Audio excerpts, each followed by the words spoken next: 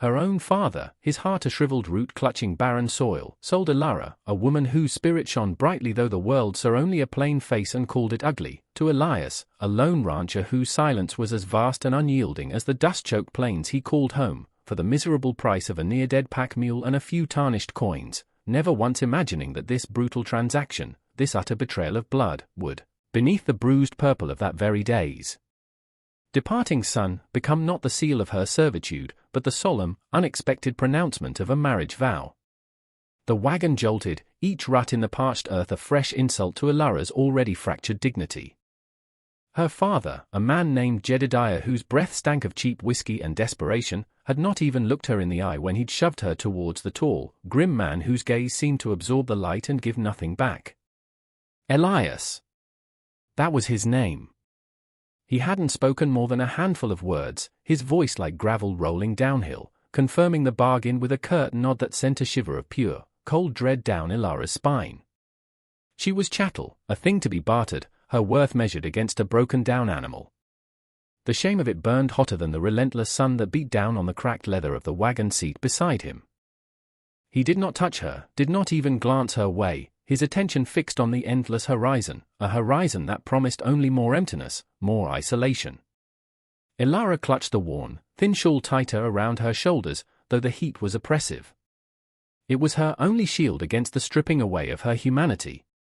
She expected a crude shack, a life of drudgery under a master who would likely be as cruel as her father had been neglectful. What else could follow such a beginning? Hours passed in a silence broken only by the creak of wagon wheels and the sigh of the wind through sparse, thirsty grass. As the sun bled orange and red across the western sky, painting the stark landscape in hues of fire and sorrow, they crested a small rise. Below lay a modest ranch, a cabin of rough-hewn logs, a sturdy corral, a small barn, all nestled against the protective curve of a low mesa. It was isolated, achingly so, but there was a strange, stark beauty to it, an orderliness that spoke of care. Elias reined in the horses, the sound of their tired snorts loud in the sudden stillness. He climbed down, his movements economical and strong, then, to Elias's surprise, he turned and offered a hand to help her from the wagon. His palm was calloused, rough, but his grip was steady, impersonal. She braced herself for the command, the assignment of chores, the designation of some squalid corner where she would sleep. Instead, he gestured towards the cabin. "Wait here," he said, his voice still that low rumble. He disappeared inside, and Elias stood by the wagon, her heart a trapped bird fluttering against her ribs. What fresh torment awaited? Minutes later, he re-emerged, followed by another man, older, with a weathered face and kind eyes, dressed in the slightly threadbare black of a traveling preacher. The preacher looked from Elias to Elias, a flicker of surprise, then compassion in his gaze. Elias spoke, his words addressed to the preacher but meant for the universe, for the desolate land, for the frightened woman before him. "We need to be married," the preacher's eyebrows rose. Elias's breath hitched.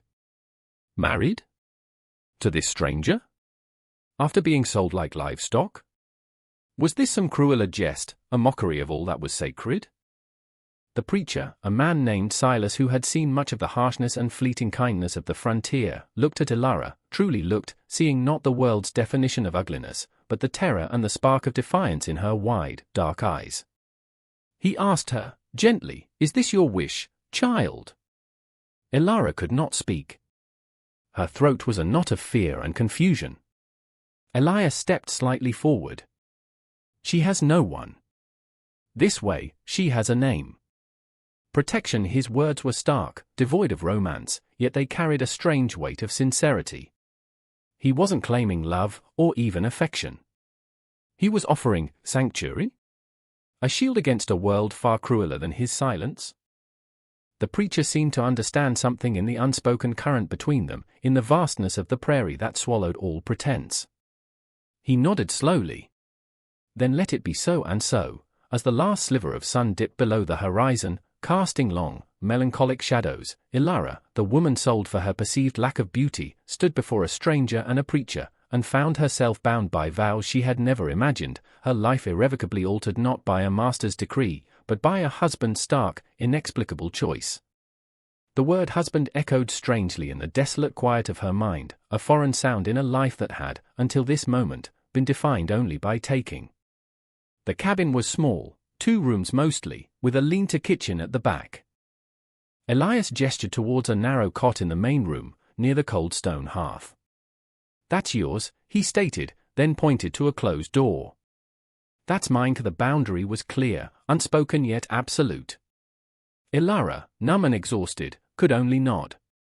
The preacher, Silas, had accepted a simple meal of beans and dried meat before riding off into the deepening twilight, leaving behind a small, worn Bible on the rough-hewn table, a silent testament to the peculiar ceremony he had just performed.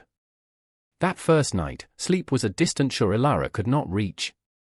The silence of the cabin was different from the silence of the journey. It was thicker, filled with the presence of the man in the next room, a man who was now, impossibly, her husband. She lay on the cot, rigid, listening to the lonely cry of a coyote, to the sigh of the wind against the logs, to the steady, quiet rhythm of Elias's breathing through the thin wall. Dawn came grey and cold. Elias was already up, tending to the fire in the main room's hearth. He moved with a quiet efficiency, his large frame surprisingly graceful. He did not speak to her beyond a gruff morning, but he left a tin cup of weak, hot coffee on the table near her cot before heading out to the barn. Ilara watched him go, a hulking silhouette against the pale eastern sky. The day settled into a strange, unspoken rhythm. Elias worked from before sunrise until after dusk, his labor relentless. He mended fences, tended to his small herd of cattle, chopped wood, his movements always purposeful, his face a mask of stoic endurance. He was a man carved from the very rock and dust of the plains. For Ilara, the hours stretched, filled with a suffocating idleness at first. She was accustomed to hardship, to endless toil in her father's crumbling homestead, but here, there were no orders, no demands. Elias simply provided. There was always food, simple fare, but enough. He'd brought back supplies from some distant town before fetching her, it seemed. One morning, she found a small, chipped enamel basin and a bar of harsh lye soap by her cot, along with a bucket of fresh well water. He said nothing, but the implication was clear. He expected her to maintain her person, and he provided the means. It was a small thing, yet it felt like a courtesy, a sliver of respect she hadn't anticipated. Slowly, hesitantly, Ilara began to move within the space he had allotted her. She swept the rough-planked floor, tidied the few utensils, washed their tin plates after their silent meals. He never acknowledged her efforts with words, but she sensed his quiet notice. One afternoon, while he was out on the range, she found a patch of stubborn wildflowers struggling to bloom near the well. She picked a few, their colors a defiant splash against the muted landscape, and placed them in a chipped cup on the table. When Elias returned, his eyes flickered towards them for a bare second, his expression unreadable, before he sat down to eat. The flowers remained. Weeks later, she noticed a tear in his thick canvas work shirt. That evening, after he had retired to his room, she took it from the peg where it hung. Using a needle and thread she'd found in a small, forgotten box of odds and ends, she mended it carefully, her stitches small and neat. She hung it back before dawn. He wore it the next day, and though he said nothing, she saw his gaze linger for a moment on the mended tear as he shrugged it on. A trip to the nearest settlement, a dusty collection of buildings called Purgatory Creek, became necessary for supplies. Ilara dreaded it. The journey was long and silent, Elias occasionally pointing out a landmark, Hawk's Peak, Dry Wash, his words like stones dropped into a deep well. When they arrived, the stairs began almost immediately. Men lounging outside the general store, women peering from behind curtained windows. Whispers followed them like flies. "That's him, the recluse, and who's that with him?" "Never seen her before." Then, louder, crueler, "God Almighty, she's plain as a mud fence." Ilara felt the color drain from her face, the old shame coiling in her stomach. She wanted to shrink, to disappear.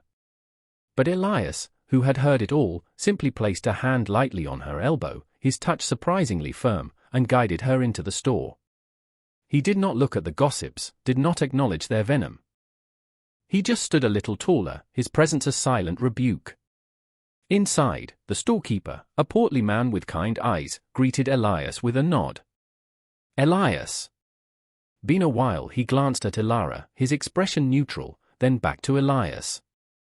"And the missus?" Elias merely said, "Need flour, salt, coffee." As he conducted his business, Ilara felt a small, fragile seed of something akin to gratitude unfurl within her. He hadn't flinched.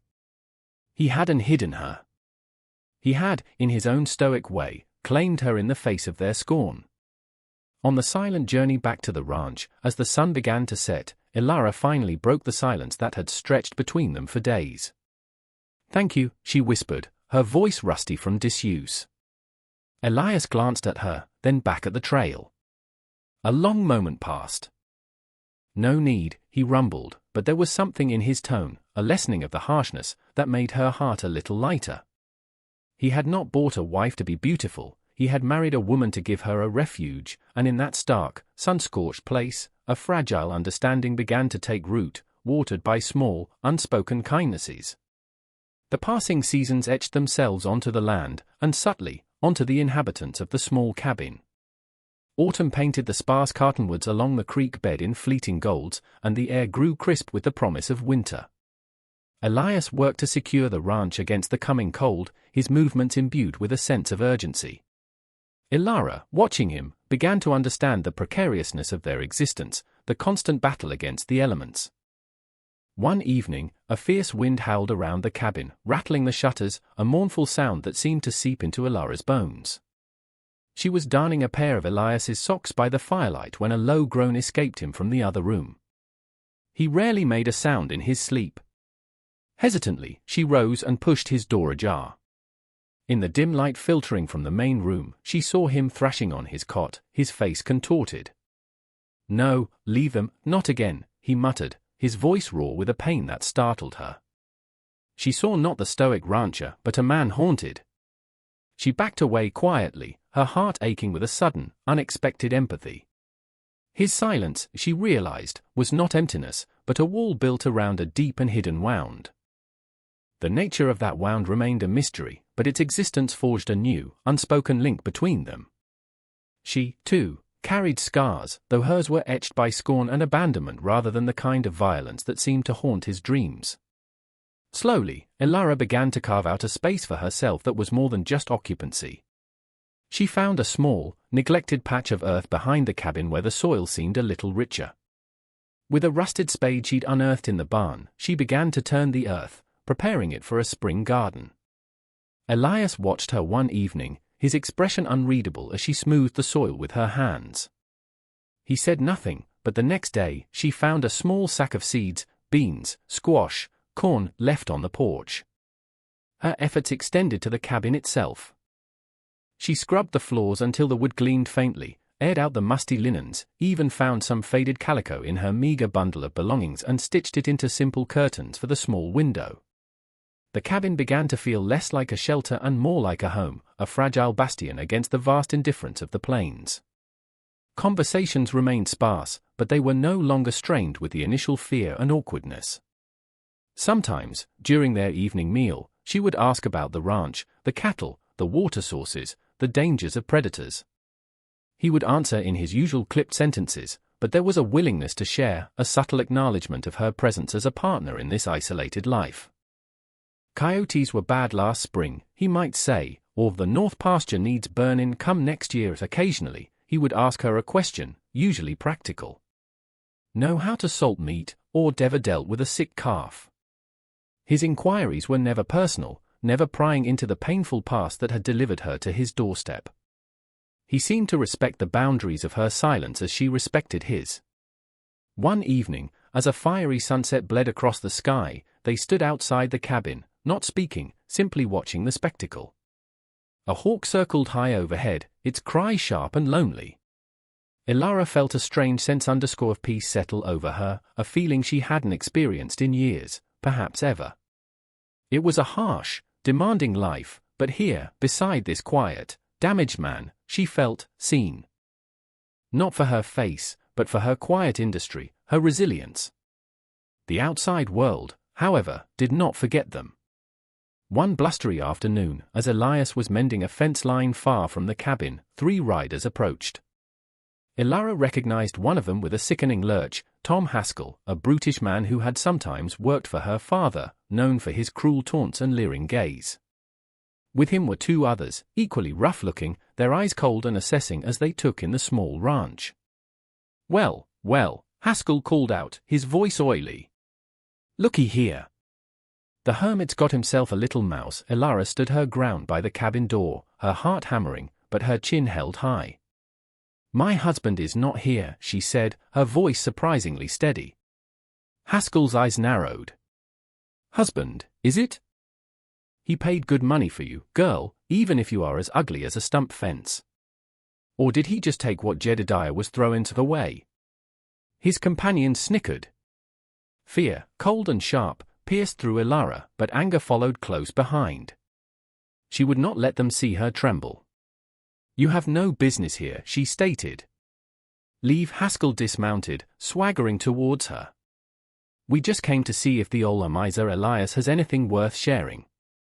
A man alone for so long, he might have a stash. Just then, Elias appeared, riding hard from the direction of the creek. He'd seen the riders from a distance. He dismounted in a fluid motion, his rifle held loosely but ready in his hand. His face was granite. "Haskell," he said, his voice a low growl. "You're trespassing." Haskell's bravado faltered slightly at the sight of Elias, armed and grim. "Just a friendly visit, Elias." Seeing how your new woman is settling in, Elias's gaze was like chips of ice. "She's my wife. And this is my land." Right out there was a tense standoff, the wind whistling through the silence. Then, with a sneer, Haskell remounted. "We'll be back, hermit. This ain't over." They rode off, leaving a trail of unease in their wake. Elias watched them go, his jaw tight. He turned to Elias. "You all right?" She nodded, though she was shaking. They said you paid for me." Elias's expression softened almost imperceptibly. "I paid your father to leave you be." There's a difference. He looked towards the horizon where the riders had disappeared. There'll be trouble that night. The silence in the cabin was different. It was the silence of shared worry, of a looming threat. But within it, something new had been forged, a sense of us against them. The threat of Haskell and his cronies hung over the ranch like the brooding thunderclouds that gathered more frequently as winter approached. Elias became even more vigilant, his rifle rarely far from his side. He reinforced the door of the cabin, checked the shutters, and spent more time patrolling the perimeter of his land. He spoke little of his concerns, but Elias saw the tension in the set of his shoulders, the weariness in his eyes. She, in turn, found a strength she hadn't known she possessed. The fear was still there, a cold knot in her belly, but it no longer paralyzed her. She was no longer just the sold woman, the ugly burden. She was Elias's wife, and this was her home, the only place she had ever felt a sliver of safety or respect. She learned to load the old shotgun Elias kept in the cabin, her hand surprisingly steady. He showed her how, his instructions brief and practical, his touch impersonal as he corrected her grip, yet there was an undercurrent of trust in his willingness to arm her. One particularly bitter morning, they awoke to find a cruel effigy, a scarecrow dressed in rags with a crudely painted, grotesque face, strung up on their fence line, a clear, mocking message. Elias cut it down with a grim set to his jaw, his silence more potent than any curse. He threw the thing onto the fire, watching it burn until the last ember disappeared, his eyes reflecting the flames like distant, angry stars. The confrontation, when it came, was as sudden and brutal as a winter storm. It was late afternoon, the light already fading from a steel-gray sky. A blizzard was rolling in from the north, the wind picking up, carrying the first stinging pellets of snow. Elias was inside, securing the shutters, while Elias was in the barn, tending to a calf that had been born weak. She heard the horses first, too many of them, approaching fast. Her blood ran cold. She peered through a crack in the shutter and saw them, Haskell and 4 others, their faces grim, their intent unmistakable. They were armed, and they looked desperate, like wolves closing in. "Elias," she screamed, her voice carried away by the wind, but she knew he couldn't hear. There was no time to run to the barn. She grabbed the shotgun, her heart pounding against her ribs like a war drum. Haskell kicked open the cabin door, a cruel grin on his face. "Well now, Mrs. Hermit. Your man ain't here to protect his treasure, is he?" Two of his men fanned out, their eyes darting around the small cabin. Elias stood her ground, the shotgun leveled. "Get out," she ordered, her voice trembling but firm. Haskell laughed. "Feisty, ain't she? We ain't here for you, much as you might hope. We're here for what Elias has hidden. Gold, maybe. Or just supplies to see us through this damn winter." Just then, the barn door burst open and Elias charged out, rifle blazing. He'd heard the commotion, the distinct sound of his cabin door being forced. One of Haskell's men, caught by surprise, cried out and clutched his shoulder. The fight was joined. Elias was a whirlwind of motion, firing, reloading, using the corner of the barn for cover. But he was outnumbered. Elara knew she couldn't just hide. This was her fight too. As one of Haskell's men tried to flank Elias, moving towards his blind side, Elara aimed the shotgun through the doorway and fired. The blast was deafening, the recoil jarring her shoulder, but the man went down, howling, clutching his leg. Haskell, enraged, turned his attention to her. "You damn witch," he roared, raising his pistol. Time seemed to slow.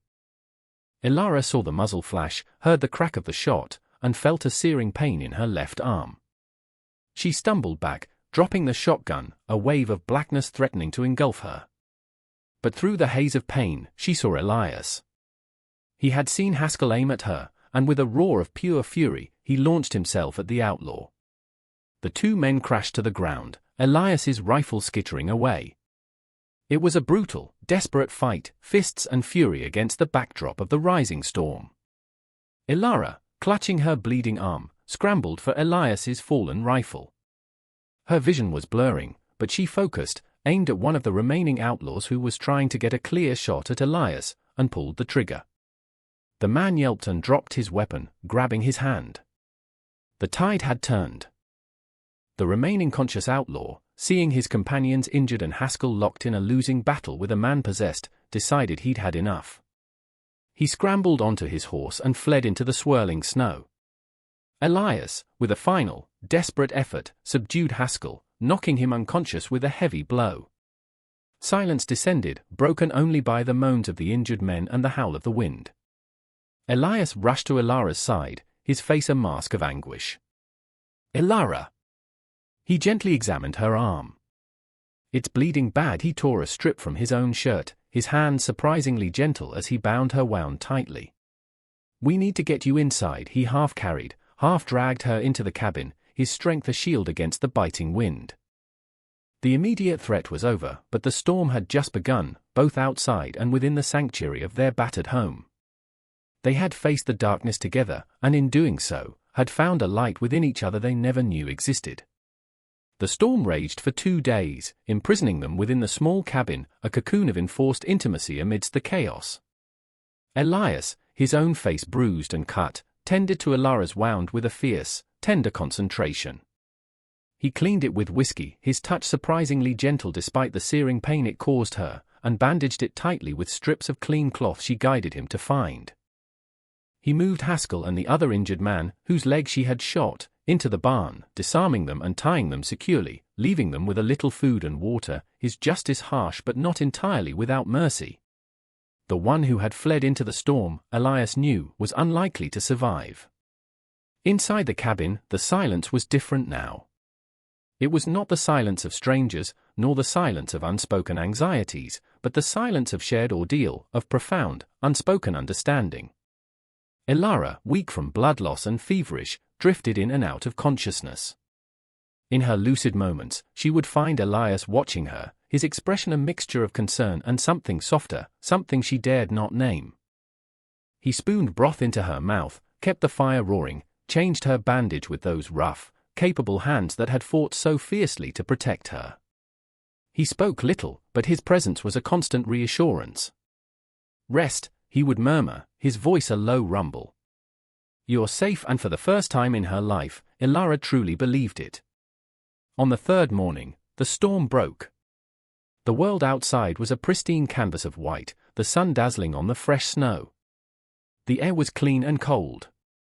Elias, after checking on his prisoners in the barn, one of whom had succumbed to his wounds in the freezing cold, the other barely alive, rode out to fetch the nearest law, a long and arduous journey.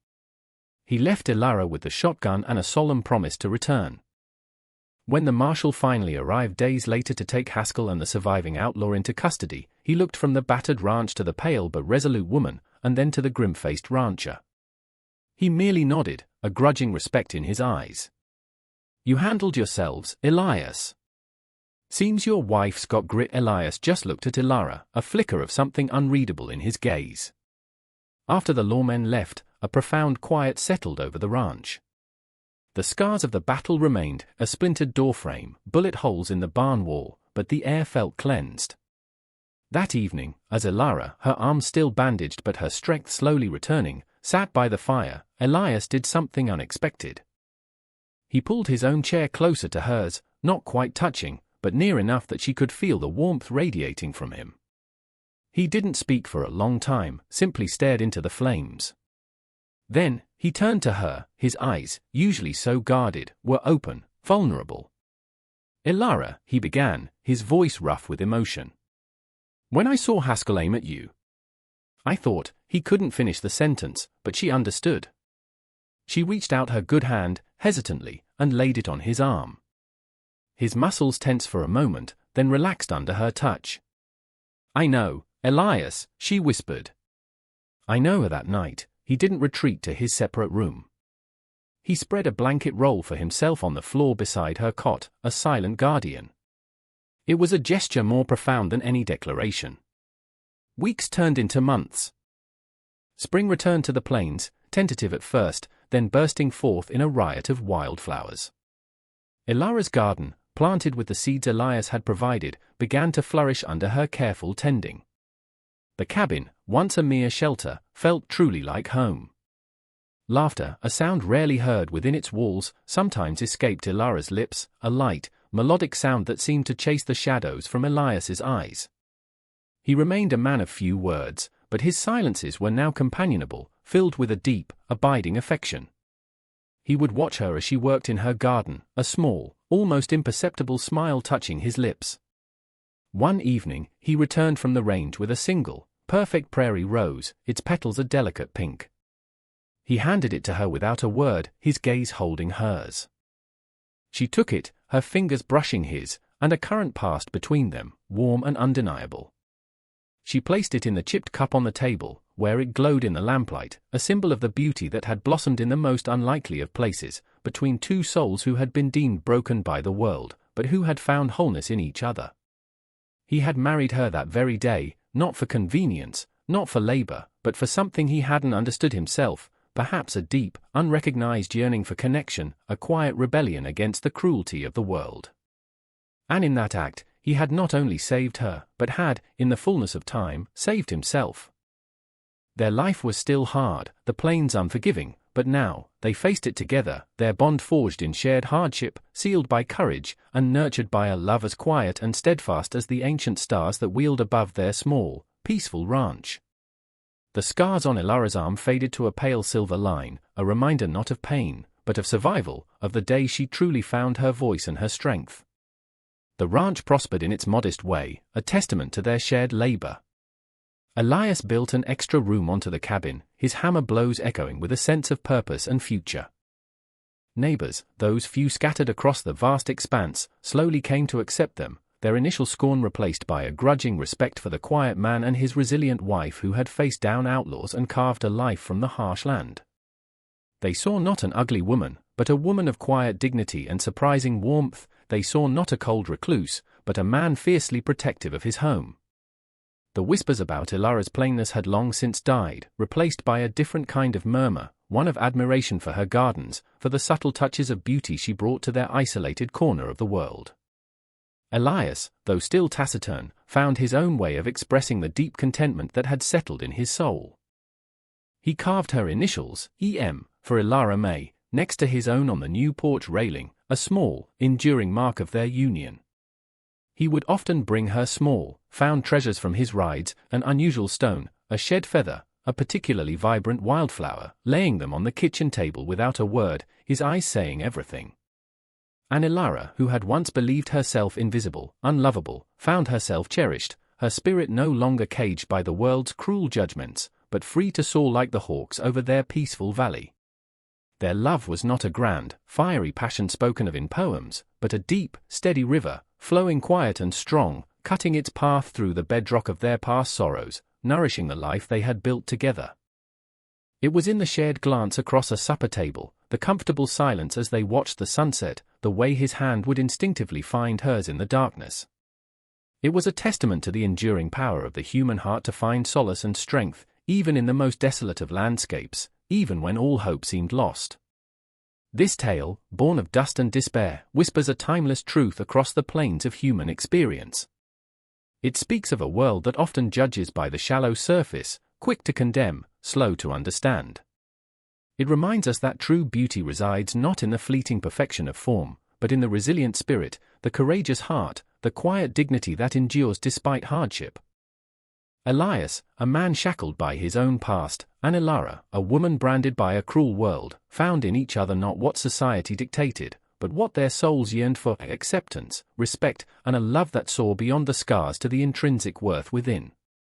Theirs is a story of redemption, not through grand gestures, but through the consistent, quiet acts of kindness, protection, and shared struggle. It proves that even in the harshest terrains, whether of the land or of the human heart, connection can blossom, trust can be rebuilt, and love, in its most profound and unexpected forms, can take root and flourish. They remind us that sometimes, the greatest acts of defiance are not loud declarations, but the steadfast refusal to let the world's bitterness poison the wellspring of our own capacity for compassion. They teach us that seeing, truly seeing another human being, beyond prejudice and pain, is the first step towards healing, both for them and for ourselves.